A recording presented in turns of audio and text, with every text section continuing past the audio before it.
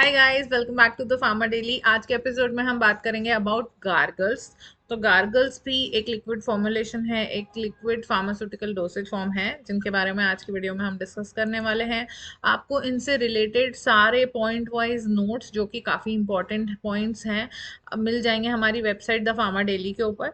ऊपर आप जाकर यहाँ पर पढ़ सकते हैं, डिटेल में प्रिपेयर कर सकते हैं अपने जीपैट के लिए, एग्जामिनेशन के लिए, साथ ही साथ आपके सेमेस्टर एग्जाम्स के लिए भी। ये मेरे हैंड रिटन नोट्स जो मैंने अपने सेमेस्टर एग्जाम्स या अपने जीपैट प्रिपरेशन के टाइम यूज़ किए थे, उन्हीं से बनाए गए, उन्हीं से रेफर किए गए नोट्स हैं जो हमारी वेबसाइट पे अवेलेबल हैं। तो आइए चलिए गार्गल्स के बारे में हम डिटेल में डिस्कस करते हैं।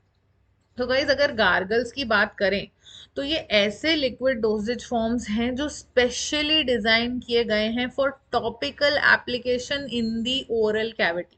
जब हम टॉपिकल एप्लीकेशन की बात करते हैं, मतलब टॉपिकल एप्लीकेशन यानी ऐसा रूट ऑफ एडमिनिस्ट्रेशन जो सरफेस को क्लीन करने वाला हो।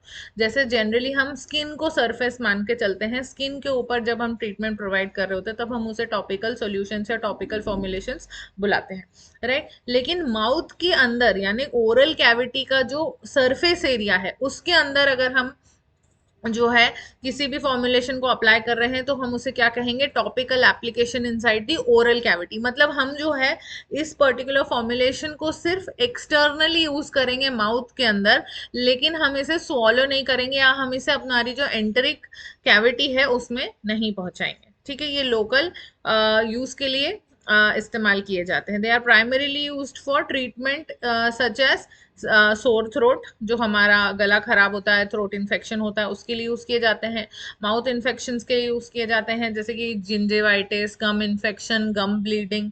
ठीक है, प्लाग अगर हमारे दांतों पे जमा है तो उसके लिए भी कभी कभी यूज किए जाते हैं। Then inflammation of throat and tonsils. तो अगर टॉन्सिल्स, जिसको हम बोलते हैं टॉन्सिलाइटिस, बहुत ही कॉमन लैंग्वेज में टॉन्सिलाइटिस जो बीमारी है या जो कंडीशन है, उसके ट्रीटमेंट के लिए, या फिर सोर थ्रोट के ट्रीटमेंट के लिए, या थ्रोट इन्फेक्शन, कोल्ड एंड कफ वाला जो सिचुएशन होता है, उसमें जो हम गार्गल करते हैं यानी कि जो हम कुल्ला करते हैं, वही ये गार्गल्स एग्जैक्टली वही प्रिपरेशन है। ओके, उसी तरीके से इनको समझा जाना चाहिए और उसी तरीके से इनको यूज किया जाता है। So gargles are designed to be swished around the mouth. जैसा कि मैंने बोला, हम जिस तरीके से हिंदी में कहते हैं कि हम गुल्ला करने की जो बात करते हैं, तो इसे हमें माउथ के अंदर रख के स्विश करना होता है, यानी सर्कुलेट करना होता है माउथ के अंदर, और फिर इस फॉर्मुलेशन को हमें स्पिट आउट कर देना होता है, राइट। इसे स्वॉलो हमें नहीं करना रहता। These are used, gargles are used in providing localized relief and treatment. Okay, आगे चलते हैं, डिटेल में बात करते हैं about the benefits of gargles. तो गार्गल्स जो हैं ये क्यों यूज किए जाते हैं, इनके एडवांटेजेस क्या है? बेसिकली सबसे पहला एडवांटेज है कि ये बहुत ही इजी एडमिनिस्ट्रेशन और एप्लीकेशन प्रोवाइड करते हैं। सिंपली आपको इसे ग्लास में फिल करना है, अपने माउथ में फिल करके स्विश अराउंड करना है, सर्कुलेट करना है काफी देर तक, और फिर उसके बाद इसे स्पिट आउट कर देना है। ठीक है, तो ये सबसे इजी एप्लीकेशन है। कोई भी पर्सन बिना किसी नर्स की मदद से, बिना किसी डॉक्टर की मदद से, खुद से सेल्फ एप्लीकेशन की मदद से गार्गल्स को यूज कर सकता है। तो ये सबसे बड़ा बेनिफिट है। Gargles can be easily administered by patients without the need of for any assistance from healthcare professionals। ठीक है, दूसरा पॉइंट है लोकलाइज्ड ट्रीटमेंट एंड रिलीफ। तो लोकलाइज्ड ट्रीटमेंट एंड रिलीफ का मतलब है कि ये जो गार्गल्स होते हैं, they provide targeted treatment to the affected area. अगर ओरल कैविटी के अंदर, माउथ के अंदर सोर थ्रोट है या टॉन्सिलाइटिस है, तो टॉन्सिल्स के ऊपर अगर लोकलाइज्ड एक्शन चाहिए या थ्रोट के ऊपर लोकलाइज्ड एक्शन चाहिए, तो हम एग्जैक्टली उसी लोकेशन, उसी एरिया ऑफ ट्रीटमेंट जहां रिक्वायर्ड है, वहां पर जो है इस फॉर्मुलेशन को पहुंचाकर टॉपिकल एप्लीकेशन करके हम रिलीफ पा सकते हैं, हम ट्रीटमेंट कर सकते हैं, right. So this is ensuring maximum effectiveness as well as fast relief of action. Now talking about the convenience and ease of use. तो गार्गल्स आर पोर्टेबल, इन्हें आप कहीं पर भी कैरी कर सकते हैं इजीली। ठीक है, and can be used any time anywhere, making them a convenient option for individuals on the go. तो अगर आप कहीं ट्रैवल भी कर रहे हैं तो भी आप अपनी गार्गल्स की जो बॉटल है वो अपने साथ कैरी कर सकते हैं। अगर आपको कोल्ड एंड कफ है, तो थ्रोट इन्फेक्शन है, तो आप इजीली गार्गल्स को कहीं पर भी किसी भी वक्त यूज कर सकते हैं। ठीक है, now talking about what are the main ingredients जो कि गार्गल्स के अंदर ऐड किए जाते हैं। सबसे पहले आते हैं antiseptics. So there are such kind of antiseptics जैसे कि क्लोरहेक्सिडिन हो गया, पोविडिन आयोडोन हो गया। इन्हें यूज किया जाता है गार्गल में क्योंकि ये हेल्प करते हैं इन killing the bacteria and preventing different kinds of infections that occur in the mouth.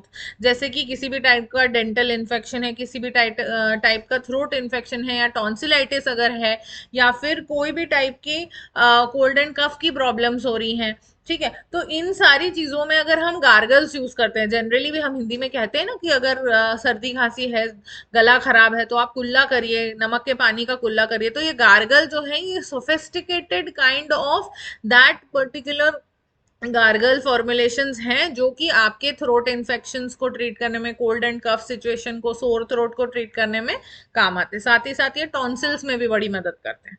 ठीक है, तो एंटीसेप्टिक्स कौन कौन से यूज किए जाते हैं? क्लोरहेक्सिडिन और पोविडेन आयोडीन सबसे ज्यादा यूज किए जाते हैं।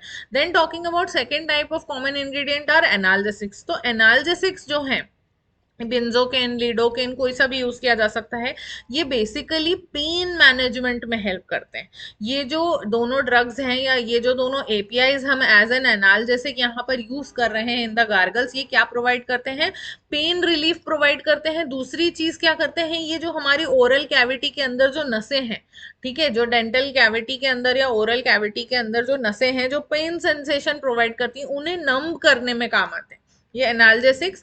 they provide a numbing effect on the capillaries or on the blood vessels around surrounding the oral cavity or the dental cavity, which provides a pain relief sensation। ठीक है, तो आपको अगर पेन का सेंसेशन नहीं होगा क्योंकि वो नसें जो हैं जो आपके ब्रेन तक मैसेज पहुंचाती हैं कि आपको इस पर्टिकुलर एरिया में पेन हो रहा है, अगर उन्हें हम नम कर देंगे तो इससे हमें एक पेन रिलीफ एक्शन देखने को मिलता है।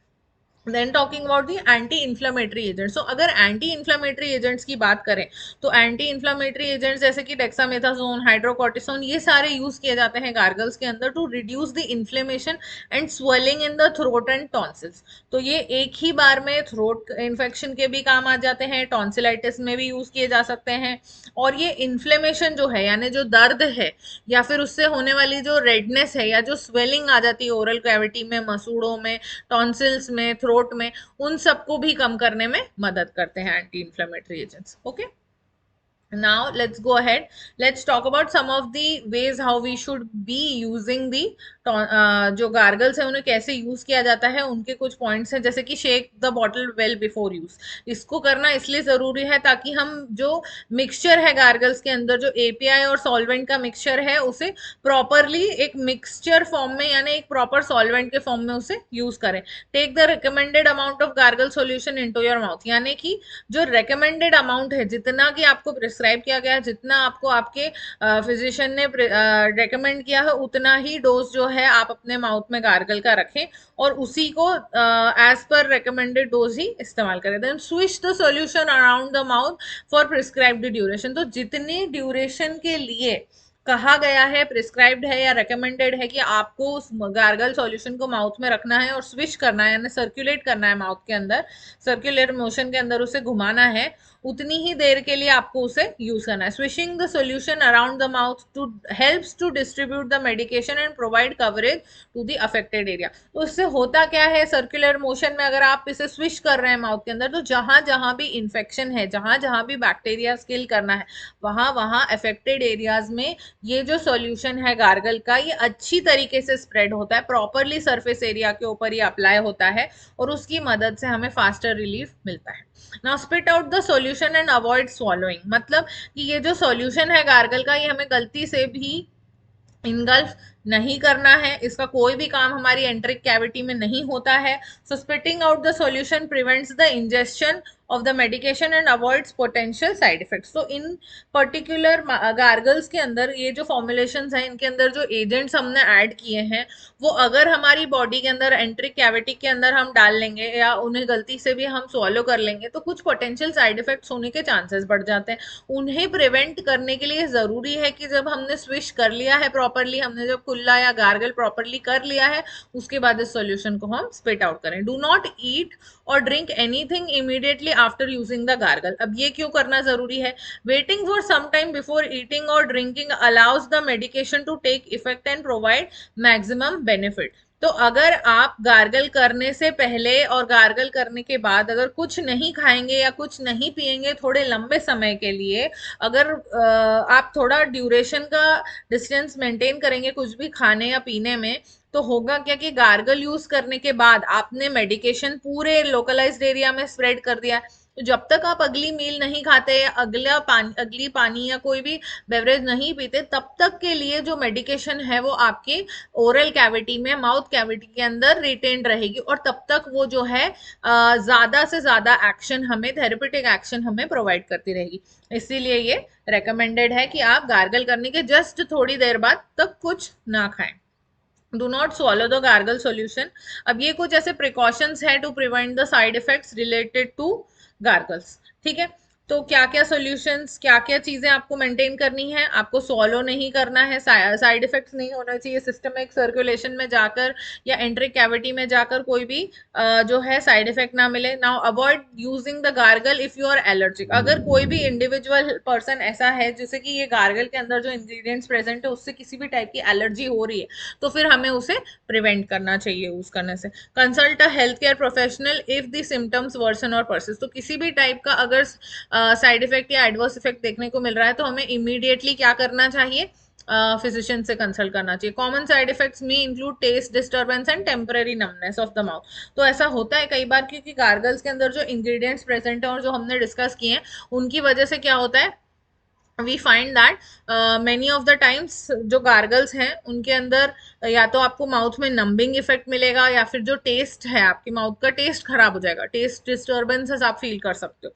तो ये सारे साइड इफेक्ट्स आपको कॉमनली देखने को मिल सकते हैं। अगर ये इन टाइप के साइड इफेक्ट्स आपको इस फॉर्मुलेशन से हो रहे हैं, गार्गल को यूज करने के बाद अगर आपको इस तरीके के साइड इफेक्ट्स देखने को मिल रहे हैं, तो you should consult your physician or your doctor. Okay, now let's conclude what are gargles exactly. They are pharmaceutical liquid dosage forms. हमेशा याद रखना है हमें ये बात. They are specifically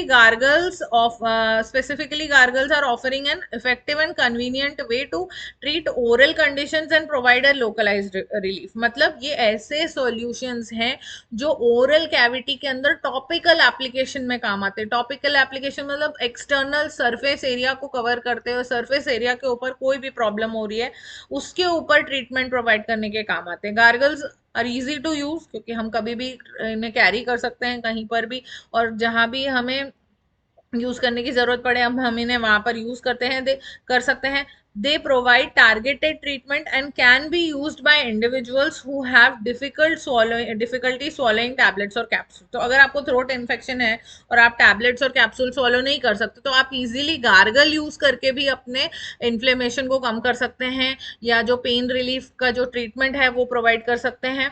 आप टॉन्सिलाइटिस में या सोर थ्रोट में या थ्रोट इन्फेक्शन में, जिंजिवाइटिस में, इन सभी में गार्गल्स का इस्तेमाल कर सकते हैं।